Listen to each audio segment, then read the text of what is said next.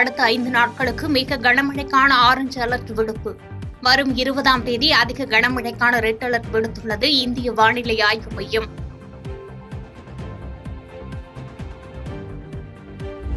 உதகை சுற்றுவட்டார பகுதிகளில் கடும் மூடுபனியுடன் சாரல் மழை. குளிரின் தாக்கம் அதிகமாக இருக்க முகப்பு விளக்குகளை எரியவிட்டவாறு செல்லும் வாகன ஓட்டிகள். இந்தியாவின் வலிமையை பற்றி பாகிஸ்தான் நாட்டு தலைவர்கள் கூட வெளிப்படையாக பாராட்டுவதாக ராஜ்நாத் சிங் பெருமிதம். 2027இல் உலகின் 3வது பணக்கார நாடாக இந்தியா உருவெடுக்கும் எனவும் நம்பிக்கை.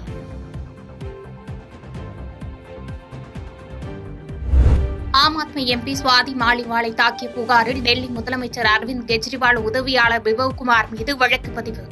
கெஜ்ரிவாலை சந்திக்க அவரது இல்லத்தில் காத்திருந்தபோது சுவாதியை தாக்கியதாக புகார் எழுந்த நிலையில் நடவடிக்கை. தமிழ்நாடு, கேரளா, ஆந்திரா, தெலுங்கானா, கர்நாடகா உள்ளிட்ட 5 மாநிலங்களில் பாஜக தனிப்பெரும் கட்சியாக உருவெடுக்கும். 400 இடங்களை பாஜக உறுதியாக வெல்லும் எனவும் அமித்ஷா உறுதி.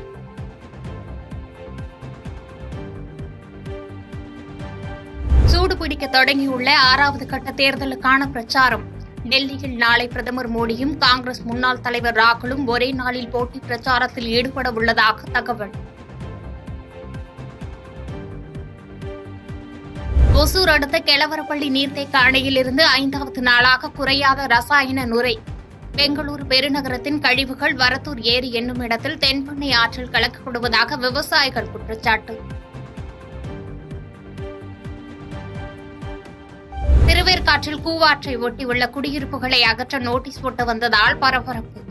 சாலை மறியலில் ஈடுபட்டவர்களை போலீசார் குண்டுகளாக தூக்கி சென்றனர்.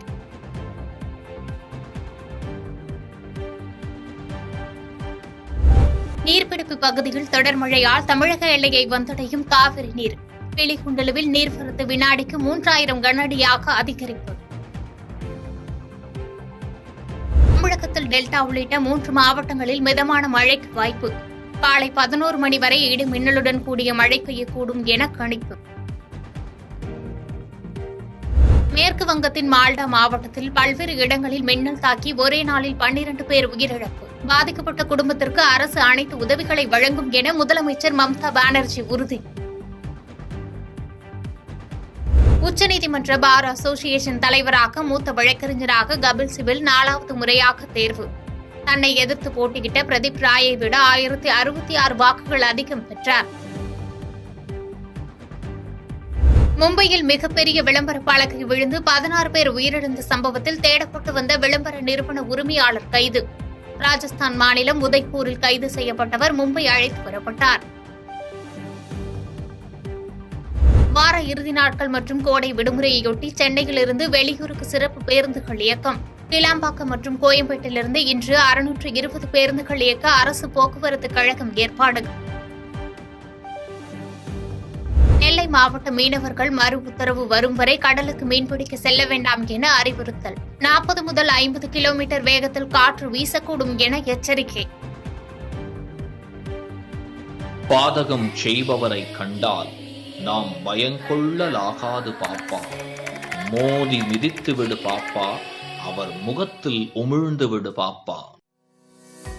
அண்மை செய்திகளை உடனுக்குடன் தெரிந்து கொள்ள இணைந்திருங்கள் இயம்நாடு தொலைக்காட்சியுடன்.